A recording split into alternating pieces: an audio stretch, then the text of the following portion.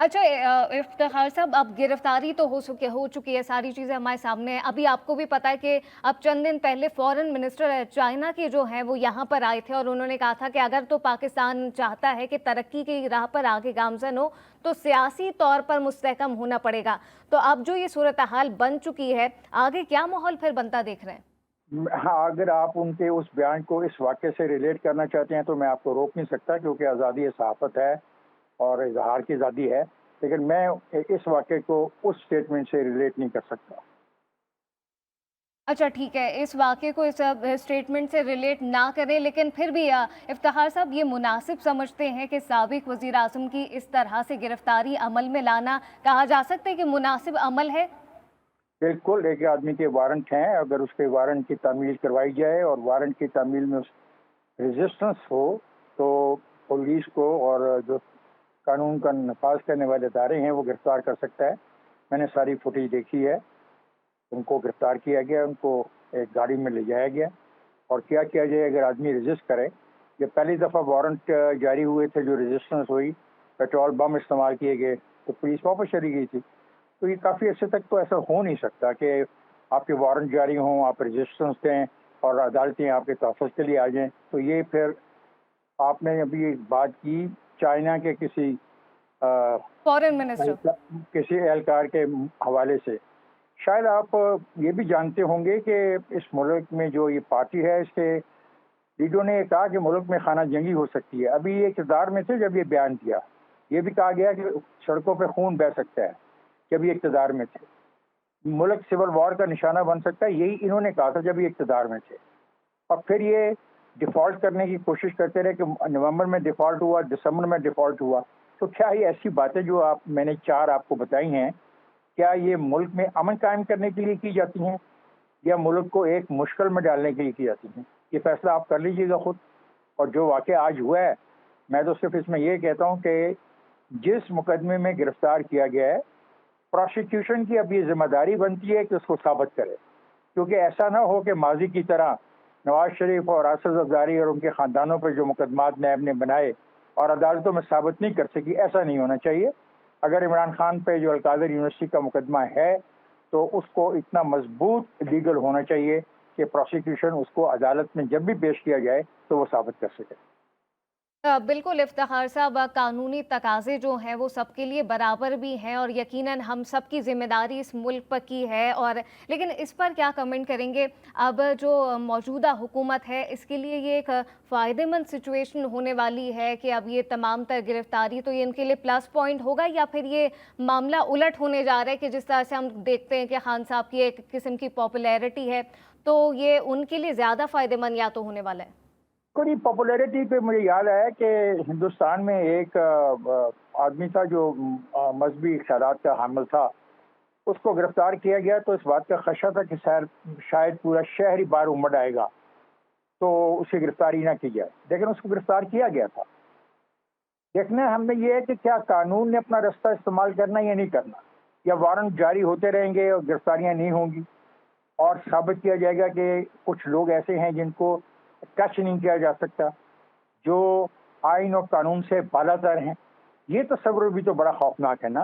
ये जो एक तासर पाया जा रहा है, अगरचे मैं इस तासर को पूरी तरह सपोर्ट नहीं करता, मगर एक तासर पाया जा रहा है कि इसको एक खास किस्म के जो अदारा है उसकी हमायत हासिल है, जो कि third pillar of the state कहलाता है। तो ये तासर तो फिर तभी ख़त्म होगा जब इसकी गिरफ्तारी अमल में आएगी। और आप देखें कि कैसे गिरफ्तारी के चंद लम्हों के बाद किस तरीके से उस अदारे ने अपना इज्तिमा किया और तलबी की। क्या पाकिस्तान के अंदर इस किस्म की गिरफ्तारियों के ऊपर, जो हज़ारों की तादाद में रोज़ाना पाकिस्तान के तूल अर्ज़ में फैले हुए पाकिस्तान में होती हैं, क्या अदालतें इसी तरीके से इकट्ठी होती हैं? क्या अदालतें इसी तरीके से आईजी को तलब करती हैं? अगर ऐसा सबके लिए है तो बिल्कुल ठीक। और दूसरी बात है कि पाकिस्तान पीनल कोड या नैब के जो कवानीन हैं, क्या उसमें गिरफ्तारी से ना गिरफ्तार करना जुर्म है? तो फिर ये जुर्म तो मुल्क में जो दूसरे लोग कर रहे हैं, दूसरे अदारे कर रहे हैं, तो उनको भी तलब किया जाए, तो फिर सबको छोड़ दिया जाए ना।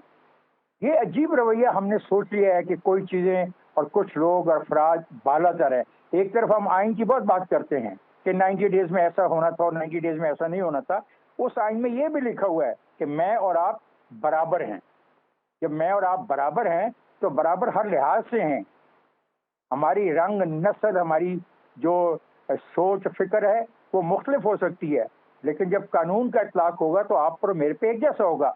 तो क्या कानून का जो बिल्कुल। इतलाक होता है एक इस आदमी पे, क्या पाकिस्तान के तमाम रहने वालों पे ऐसे ही होता है और हो रहा है? ये सवाल भी फिर होता है पैदा, जिसका जवाब थोड़ा सा तल्ख हो जाता है। अच्छा, इफ्तिखार साहब, आप एक ख़ास किस्म के एक रवैये की बात कर रहे थे, तो आप ये कहना चाह रहे हैं कि एक ख़ास किस्म का एक इमेज बिल्ड की जाती थी, तासुर दिया जाता था कि खान साहब के साथ एक स्पेशल ट्रीटमेंट किया जाता है, तो अब वो ख़त्म हो गया? अब ये तमाम चीज़ें देख के कहा जा सकता है कि अब वो इमेज जो है वो अब थोड़ी-सी डिफ्यूज़ हुई है? नहीं, आई डोंट थिंक सो। देखिए, बात इमेज की नहीं है, बात मेरी छोटी सी है कि पीपीसी का एक मुकदमा आप पर भी बनता है और मुझ पर भी बनता है। आप पर जो मुकदमा बने उसके लिए तो अदालत उसी वक्त इज्तिमा कर ले, और मेरे पे वो मुकदमा उसी पीपीसी का बने और मुझे पहले तो पेश किया जाए अपना इंटेरोगेशन अफसर के पास, फिर थाने ले जाया जाए, फिर 4 ठुड्डे मारे जाएं, फिर थप्पड़ मार के मुझे एक कमरे में बंद किया जाए, और अगले दिन उनकी मर्जी है कि मुझे मजिस्ट्रेट के आगे पेश करे या न करे, और मजिस्ट्रेट की मर्जी है कि वो मेरे, जब मैं उसके अदालत में पेश हूँ, वो मेरी तरफ निगाह भी उठा के देखे। ये 2 किस्म के कवानीन नहीं चल सकते पाकिस्तान में। अगर पीपीसी का एक जुर्म आपने किया और मैंने किया है, तो आपके साथ और मेरे साथ एक जैसा सलूक करना होगा। This is my demand and this demand is my right. तो ये जो अ, डिमांड, ये जो ऐसा नहीं हो रहा था, उससे जो तासर फैल रहा था, मैंने कहा मुझे अफसोस है कि मुझे ये बात नहीं कहनी चाहिए, जो तासर फैल रहा था एक अदारे के बारे में जो रियासत का एक बड़ा अहम सतून है, उससे उसकी जो एक साख थी उस पर भी सवाल उठ रहा था। उस पर ये सवाल नहीं उठना चाहिए, क्योंकि अगर उस अदारे की साख भी सवालिया निशान बन मुतासिर गई होती है। तो बहुत मुश्किलात पैदा हो जाएंगी। अच्छा, मुश्किलात की इफ्तिखार साहब आप बात कर रहे हैं, यकीनन हर ख़ास व आम के लिए कानूनी तकाज़े बराबर हैं, लेकिन अल कादिर ट्रस्ट में खान साहब को जो है वो उनकी गिरफ्तारी अमल में लाई गई है, इस पे अगर आप थोड़ी सी रोशनी डालना चाहें। इस पे है कि एक आदमी को सजा हुई, कुछ पैसे पाकिस्तान में आए, उनका फैसला करना था कि उन पैसों का क्या करना। वो मामला काबीना के सामने आया, काबीना को कहा गया कि नहीं, इस पे डिस्कस नहीं हो सकता, इस फैसले को एक लिफाफे में बंद कर दिया जाए। हालांकि इन्हीं की अपनी काबीना में उस वक्त ये सवाल उठाया गया था कि ऐसा नहीं करना चाहिए। फिर इस केस में ये कहा जाता है कि उन पैसों के इवज में एक बहुत बड़ी प्रॉपर्टी इनको दी गई, जिसपे अल कादर ट्रस्ट बनाया गया, जिसमें ट्रस्टी इमरान खान साहब हैं और इनके घर के कुछ लोग हैं और कुछ दोस्त थे। अब ये है केस प्रोसिक्यूशन का। तो मैं आपसे पहले अर्ज कर चुका हूं कि प्रोसिक्यूशन को अब ये केस साबित करना होगा। ऐसा ना हो कि प्रोसिक्यूशन वही हरकत करे जो माजी में हम हुँ। देखते हैं।